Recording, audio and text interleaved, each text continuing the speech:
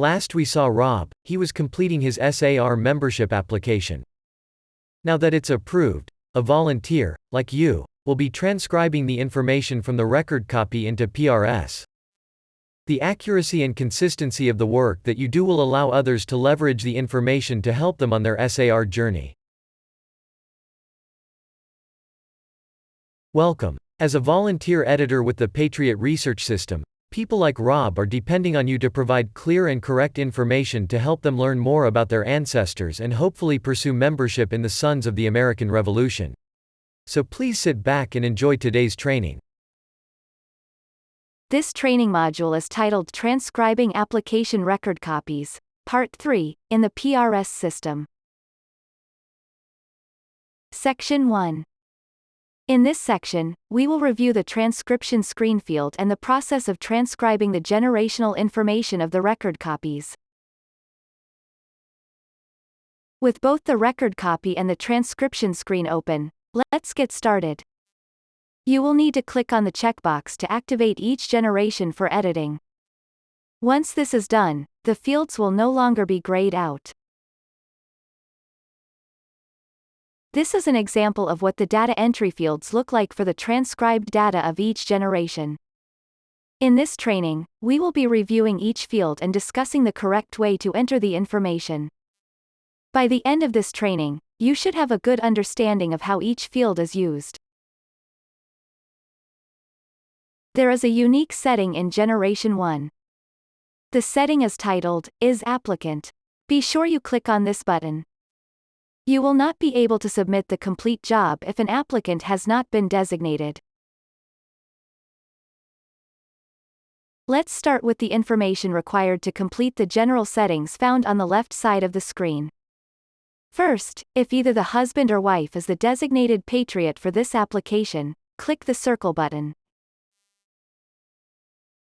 Second, we need to select the relationship setting. This should be noted on the record copy. It is critical to have the correct son or daughter setting. The tree lineages in PRS only work when this is correct. As you can see in this example, the record copy lists Joel Kenny of Generation 6 as the link to Generation 7.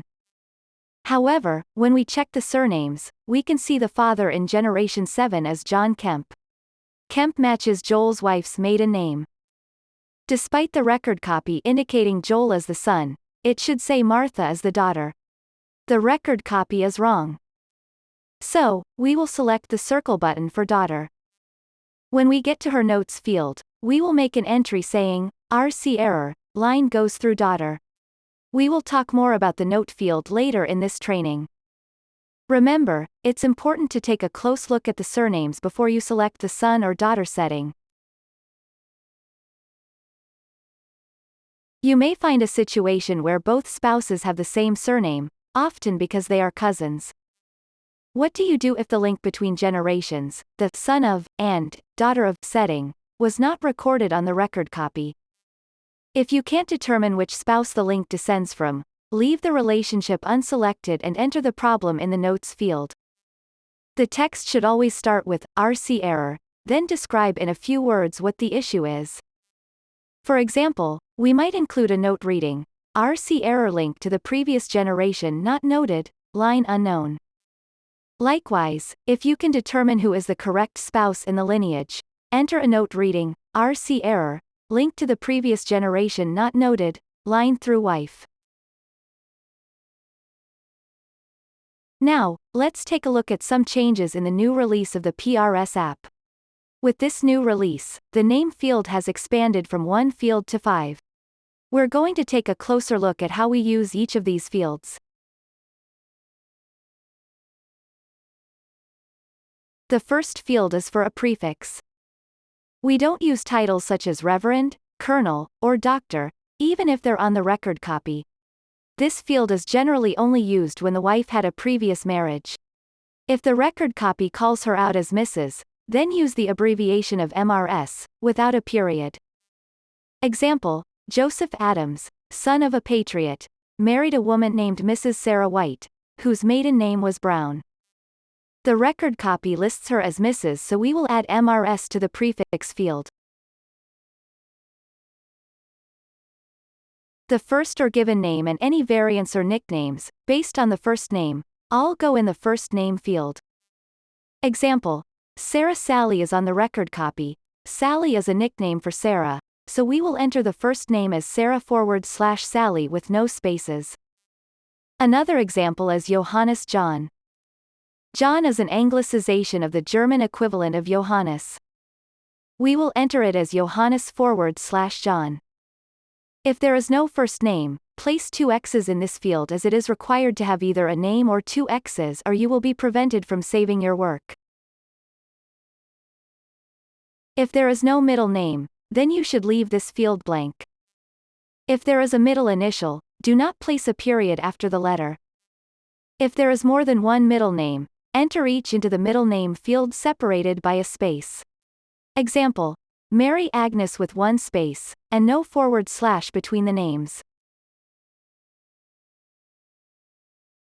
The last name field will generally be transcribed as it appears on the record copy.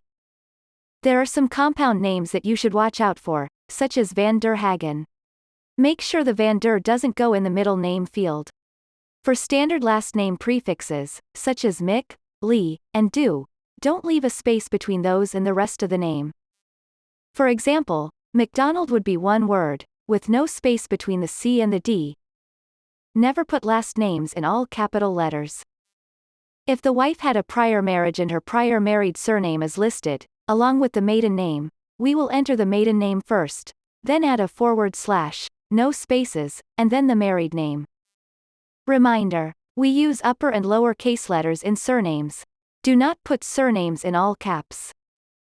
Now, you may recall that when we entered the P number for the Patriot in the header records, that individual surname was displayed in all capital letters. The Patriot's details are handled differently. We will use upper and lower case letters when transcribing the Patriot's name in the generations. Finally, if there is no surname, we will place 2 X's in the surname field. This field requires an entry before you can save your work. The final name field is the suffix. Much like the prefix field, we avoid titles, such as MD or DD, even if they are on the record copy. We do use this field for suffixes such as junior or the third. We would not include any punctuations. For instance, junior would be uppercase J and lowercase r, no period. Now that we've completed the name fields, let's move on to the date fields. The latest release of the PRS app has no changes in how we enter data into the date fields. All dates are entered as day, month, and year. Days between 1 and 9 are entered with a leading 0. The month is presented in a 3-letter standard abbreviation, upper and lower case letters. No punctuation. The year is the full 4 digits. If more than one year is presented on the application, you'll enter them in chronological order using a 4-digit year format, separated by a /. Example: 1852/1853. Additionally, some dates have a prefix listed on the record copy. These are the standard abbreviations for about, before, and after. Let's look at the full list. The most common one will be ABT for about. You'll also find abbreviated prefixes for many common words, such as Bible, baptism, buried, census, marriage license, gravestone, and more. A complete list can be found in the work instruction that supports this training video. Now, let's look at place information. Most places will consist of 3 elements. First is the local place, such as the town, city, or township. Next comes the county, parish, or district. Finally comes the state or country. Each of these elements are separated by a space, / space. In this example, we see Indianapolis, Marion County, and IN for Indiana. If the local place, such as the city, isn't listed on the application, we would only have the remaining elements. In this example, we don't have Indianapolis, but we do have Marion County, Indiana. We express this as space / space before Marion. Likewise, we might have just a state or country. If no place information is provided in the record copy, you will leave the field blank. Do not add any of your own information. For instance, if the record copy said Indianapolis, Indiana, and I knew the county was Marion, I would not enter it in the transcription, as it was not on the application record copy. Another example might be a record from 1850 as taken place in West Virginia. That state wasn't created until 1863, so, in reality, the location would have been in Virginia. However, that's not what is on the record copy, which is based on proof documents. Resist the urge to make these kinds of corrections. Finally, you will find misspelled location names, such as a third P to Culpeper County, or transpose the I and E in names such as Greenfield. You need to be very careful when making these types of corrections. Do not make assumptions. Let's look at some of the common formatting, prefixes, and abbreviations you may find associated with the place field.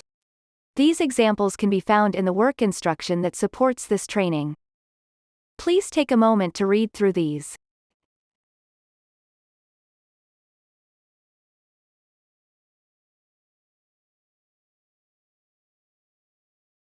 Note: when adding a prefix, do not add an additional / between the prefix and the city. So, let's be clear about correcting errors. Any corrections you make should be narrowly focused on spelling errors, and then only if you are absolutely sure. Example: if you see two letters that are transposed, such as the D and L in Springfield, then you may correct them. We can then add a notation to the notes section for that individual stating RC error, Springfield misspelled. Another change in the latest PRS app release is the Person Notes field. This field will be used to document any record copy errors for this individual, along with any explanatory information regarding that person. Example: if some was adopted and the surnames no longer match between generations, we would add a note reading RC, adoptive name. This is not the place for biographical information or source information.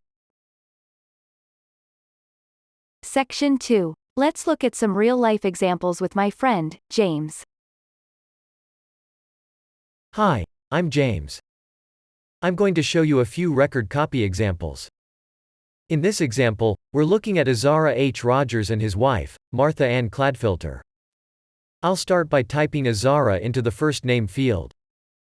Middle name, H, no period.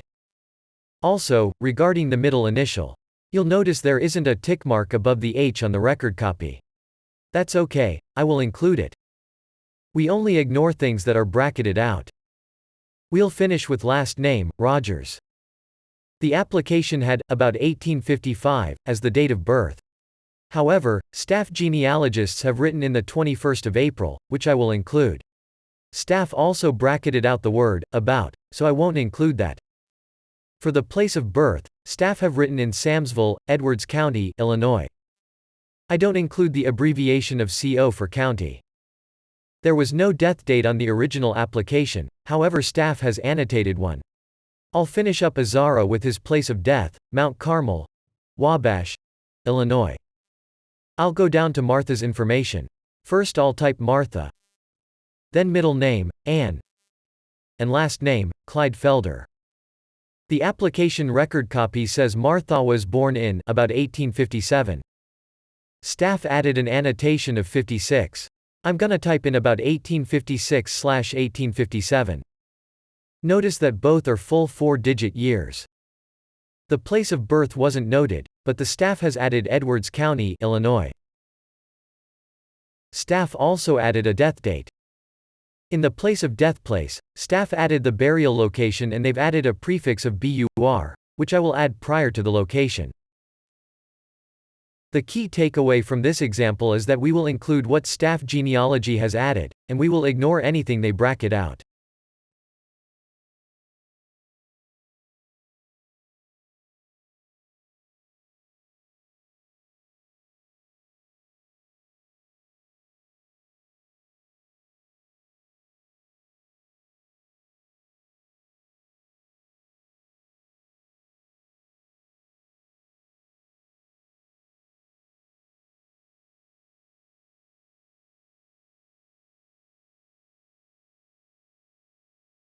In this example, we're only going to look at the wife because she has the most interesting annotations. The applicant shows the first name as Louis Maud, one word, middle initial L, last name, Harmon. As you can see, the genealogy staff has added variants of the first name of Louise, ML, and Louis. The last name has been bracketed out, and replaced with Harmon, with an O. I'll enter her first name as ML, Louis Maud, then Louis, and finally, Louise. Again, each is separated by a forward slash. Because the applicant listed the middle initial L, I'll add that to the middle name field. Next, the last name is Harmon, with an O, as annotated by staff genealogy. The birth date has no annotations. There is no place of birth, so we'll leave that field blank, too. Now, I'll add the date of death, before we move on to the place of death. This is actually her burial location, as denoted by the annotation BUR, which I'll use as the prefix. Next, the marriage date and place. The key takeaway from this example is just how close of attention you have to pay to any annotations and how complicated it can be to combine them into one record. Go slow, it's better to get it right, than get it fast.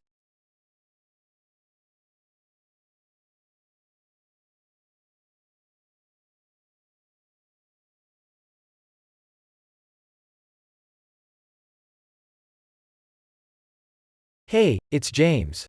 Let's look at another example. This one is for Thomas English and his wife, Elizabeth Howard. You'll note the original application reads Thomas W. English, Jr.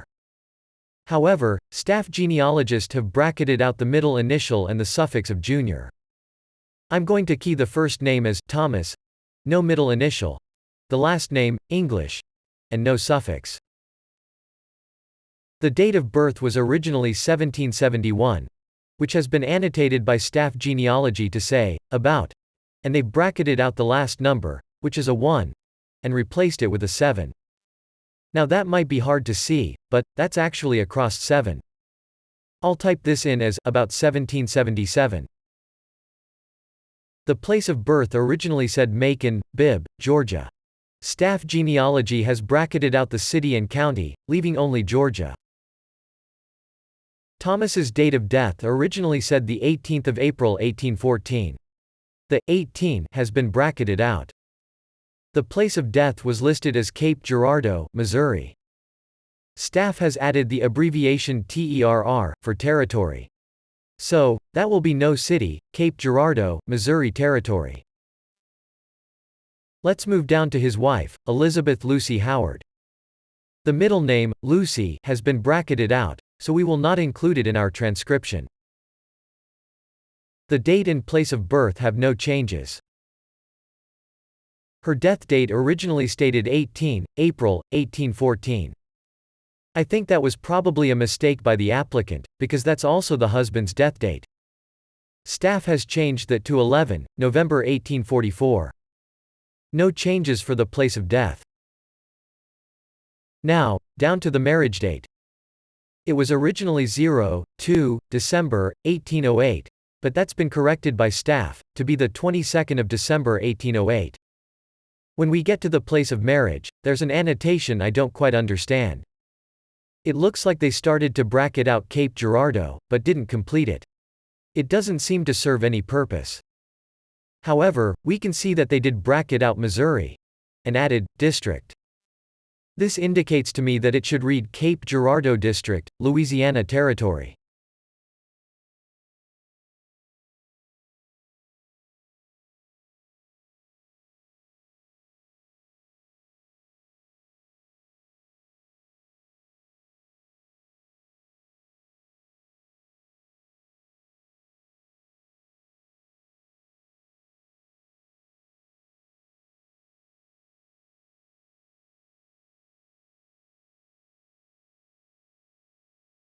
In this example, we're going to be doing Lodowick Jenkins and his wife Irena.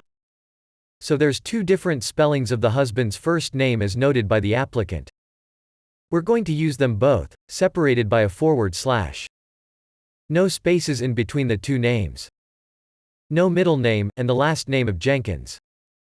Pretty straightforward for our date of birth, with no changes. I'll key that in exactly as appears. Our place of birth is North Carolina. So I'll key it as space, space, space, NC, for North Carolina. Now, when we get down to the date of death, we have some annotations by our staff genealogists. First, it has WP indicating the information comes from the date his last will and testament was proven in court, and BEF, the abbreviation of before and the month of November. Then they've bracketed out the word about.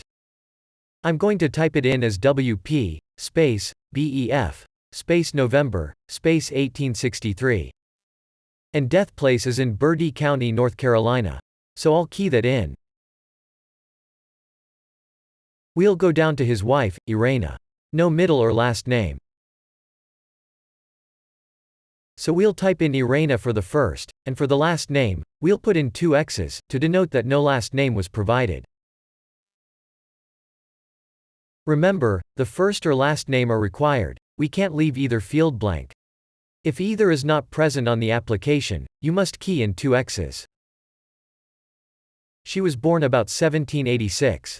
We're going to go ahead and put that in. Her birthplace is North Carolina, NC. Now, the applicant put in her death date as before 1860, which probably meant that they didn't find her in the 1860 census. The staff genealogists have bracketed that information out, and they have added the phrase, after 1850, and a lowercase, c, for census. I'm going to type this as after, AFT, census in as CEN, followed by 1850. Next, they were living in Bertie County, North Carolina, during that census. So I'll key in a death place as Sliving, LIV, 1850, CEN, space, /Bertie, /North Carolina. Key takeaway is that anytime you see an unfamiliar abbreviation annotated, look at the matrix found in the support documentation for this training. In fact, you might want to post it somewhere near your place of work, for easy reference.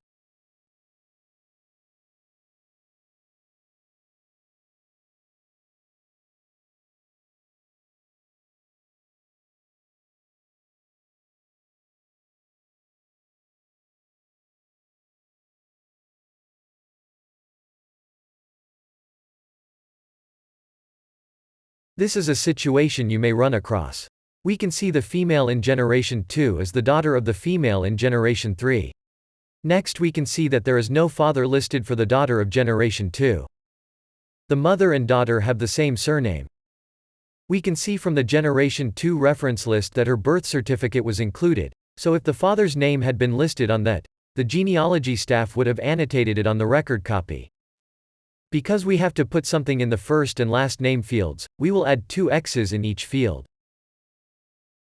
Next, we could add a note to the note field reading, RC, no father listed for daughter in Gen 2.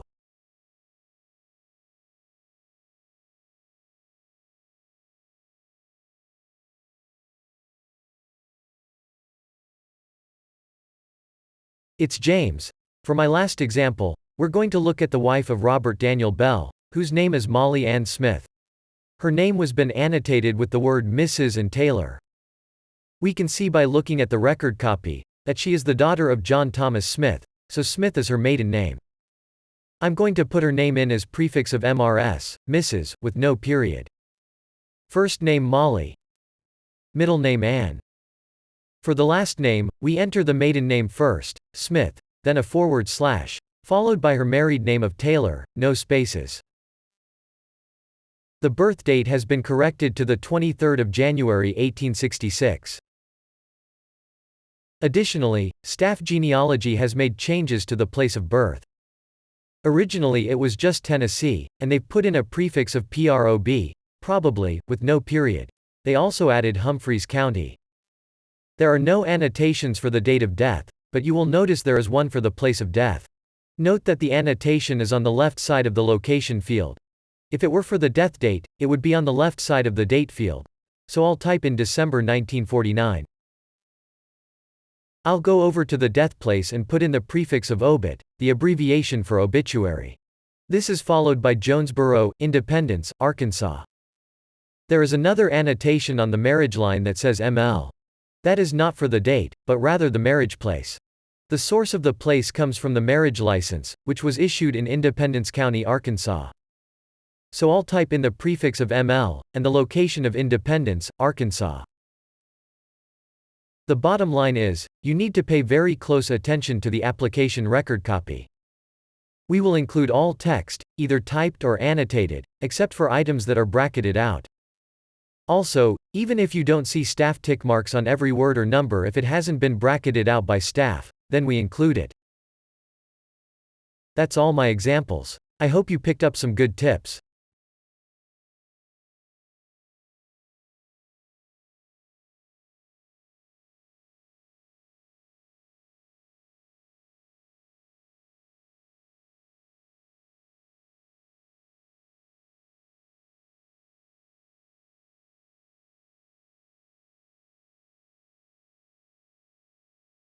Section 3. In this section, we will discuss completing a final review of the data you've entered and how to submit your work for review and approval. The final check is a very important step before you press that submit button. Go back and double-check your work. Are names, dates, and places correct? Are the relationships correct? Failure to find your errors creates unnecessary cleanup work for others. Once you've verified all the information you've transcribed, you are ready to submit your work for review and approval. Scroll to the bottom of the screen until you find the Approval section. Change the radio button labeled Ready for Approval from No to Yes. Now, press the button labeled Update and go back to List. With this, your work has moved into your Approver's dashboard. If, however, you are not ready to submit your work, you can leave the selection for Ready for Approval set to No, then press the button labeled Update and go back to List. This will save your unsubmitted work in your queue for later editing. If you have any questions, please refer to the work instruction accompanying this training. You can also contact your state PRS publisher approver or email a PRS administrator at patriotgraves@sar.org. A link to this email address can be found on the main PRS page, under the heading of NSSAR members interested in helping.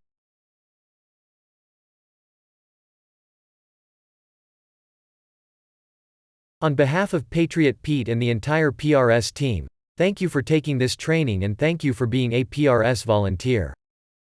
This concludes our training session. Please consult the work instruction, Transcribing Record Copies for more information.